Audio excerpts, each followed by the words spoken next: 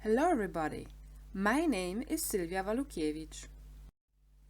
For several years I have been working as a life and personality coach, as a psychologist and as a sensitive and mediumistic consultant.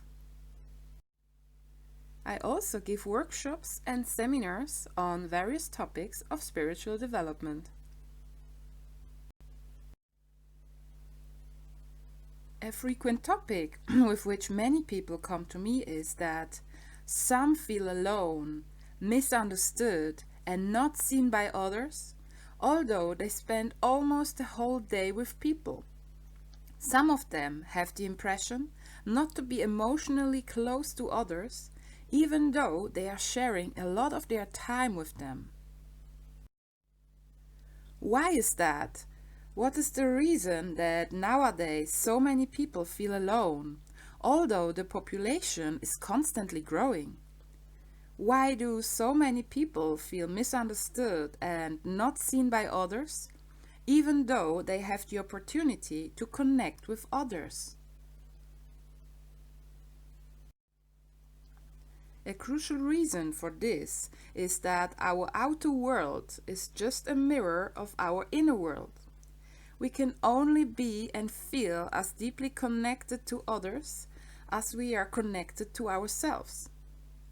If we often feel alone or if our emotional well-being is strongly dependent on other people, we should ask ourselves the following questions. What parts of ourselves do we reject? Could it be that we show only the parts to others that we assume that others would like to see? What do we think we need from others, however, we don't see that we already have it inside ourselves? In the following, I'll expand a bit more on the mentioned questions. If we often feel alone and not connected to ourselves nor to others, it can mean on an energetic level that we do not accept ourselves in our entirety and therefore are symbolically dispelling these parts into our subconscious. For example, we are very emotional and very sensitive. However, we have the impression that this is wrong or that it wouldn't fit into society. Alternatively, we could be frequently anxious and struggle with dealing with it, and maybe even begin to feel ashamed for that. In these moments, we reject one or even several parts of ourselves, and so we feel less and less connected to ourselves. And this, in turn, contributes to the feeling of being alone. The rejection of our parts by ourselves very often results in hiding these parts from our fellow human beings, and so we rather show them the parts we have the impression they would like to see. Sometimes this behavior has already become a habit, so that we do not perceive it consciously anymore. This can be easily found out by observing how we behave being alone compared to when we spend time with others. What parts do we express more depending on the context? The feeling of being alone can also arise when we believe we are emotionally dependent from others. However, in reality, everything we need is already within us. If we believe that we only can feel good when we receive the attention and the acknowledgement from others, then we don't see our own value within us. The basic principle can be formulated as follows. Everything you're looking for in others, you haven't found within yourself yet. In the following, I'll give you some ideas, exercises and inputs how you can accept yourself more and more, how you can love yourself more and accept your vulnerability more profoundly. I wish you a lot of fulfillment through more connection with yourself. Hello everyone. In this short video, I would like to outline what the law of resonance, or also called the law of attraction, has to do with the feeling of being alone. So, the law of resonance is telling us that our outer world is the mirror of our inner world.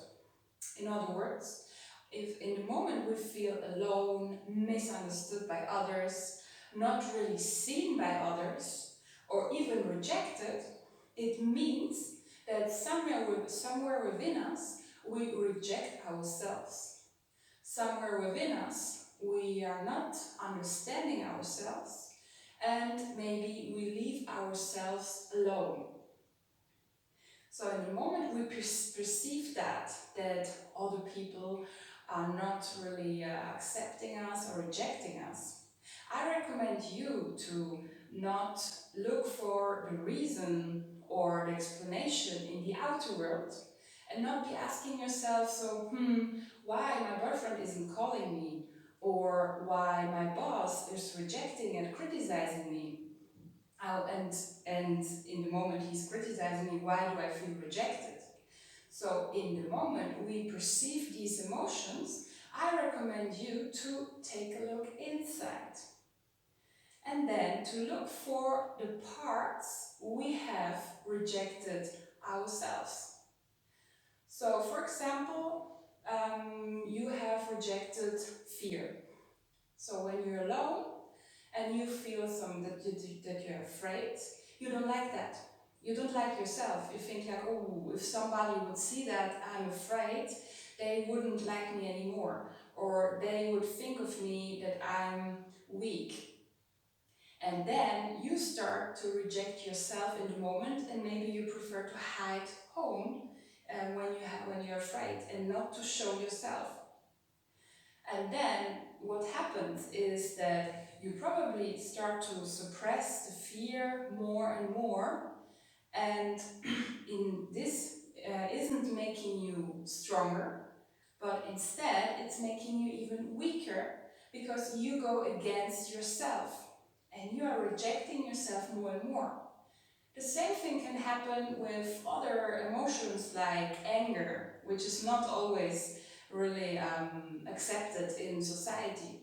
So for example, if you are angry and you are hurt by somebody, then it can be that you don't want to show it to others, that you just keep it inside, and maybe then you go home and you are angry home, and I'm not talking about it. Or maybe you go to do some sports, and but you don't say it, and you don't allow yourself to be really angry and to perceive that anger. Or it could be that you want to do something, you want to create something and do a project, but for some reasons you fail. And failure in society is not really well looked upon. So in the moment you fail, it can be that you start to reject yourself, and you feel less worthy, you feel less like precious, and you start to maybe feel ashamed for having done this failure. And in that moment, you start again to suppress more parts of yourself and to reject more and more of your energy. So the first point I want to recommend you today is to accept yourself more, especially in those moments, especially in the moments where you feel weak, or you feel angry, or you are afraid of something. Especially then you need yourself. If you don't accept yourself and you expect others to accept you, it's not working. Maybe partly, but like this you will be always dependent on the others. And if you start to perceive, for example, that you're afraid, but you accept this fear and you say, oh, I'm afraid. Why am I afraid? What's happening within me? What's causing this fear? And you start to first to analyze that and to allow this fear to be there instead of rejecting it, then the fear can be transformed quicker just because you're accepting it. And in the moment the fear is transformed, you will feel stronger and more in your power because you accepted yourself more, even in a moment of weakness. The same thing with anger, for example, or with failure. Many people reject themselves when they fail. Why? In the moment you fail, you need support. You need someone to to motivate you and to build up, to help you to build up the trust again. However, many times we fail, we criticize ourselves and we beat ourselves up and say, idiot, and why have you done that, and you're shit, and things like that. Why? If our best friend or our best or our mother or our partner would have done such a failure, maybe we would have reacted in a different way. For example, if our best friend has done this failure, we would have motivated her, talked about her, why she has done this failure, and maybe helped her to find a solution how to improve next time. Why aren't we doing that with ourselves? Are we less worthy than our best friend? No, we give ourselves less worth. And now it's time to change that and to give ourselves more self-love and more unconditional love. This would be amazing. So what's unconditional love? I explain you maybe the opposite, conditional love. So, for example, if we have a great job, we're doing well, we're looking good, we manage to do everything society wants of us to do, in that moment we love ourselves. We feel that we are amazing, we are great, we are beautiful. But if we fail, or if we are afraid, or if we are angry, or if we do something wrong, then we start to judge ourselves. In that moment, our love is conditioned, because we love ourselves only if we do this and that, and if we are this and that. But if we do something else, which is not accepted by society, or which was not accepted by our parents, we start to reject ourselves. So in that moment, we are not really loving these parts of ourselves, and then we cannot really feel complete. I recommend you to start observe when are you beginning to criticize yourself. What parts of yourself are you rejecting and not accepting? And this you can feel immediately when you are out of balance. When you feel out of balance and you feel, for example, alone, there is something behind it. And I recommend you there to try to find that part you are rejecting and not really loving, and to accept it. Maybe you need to motivate yourself. Maybe you need just to hug yourself. Maybe you need to just really feel what's going on within you and to give yourself that attention. And then you can feel more connected to yourself and more complete. And finally, if you feel more complete and you behave with yourself as you would behave with your best friend, then you're really strong, because you accepted your weaknesses, the so-called weaknesses. And many people think that when you accept your weaknesses, that you become weaker. In my opinion, that's wrong. Energetically, it's also really wrong, because when you reject your so-called weaknesses, you reject parts of yourself, and you're like less complete and less connected. So, and when you accept these parts, they can be healed and they can become again really a part of you, and you receive more power, right? So the energy can flow more, and you feel more complete and more powerful. And the last step is really connected to the first two steps, accepting your vulnerability. Every one of us is vulnerable. Every one of us has this sensitive part which just wants to be hugged, this part which is maybe hurt by something, the needy part, but in a good way. So all of us, we have needs. We have needs to be understood, to be hugged, to be loved. And it's okay, it's totally okay to have these needs. It's just about accepting them. It's just about accepting our vulnerability. And in the moment we can accept our vulnerability, then others can start to accept our vulnerability as well.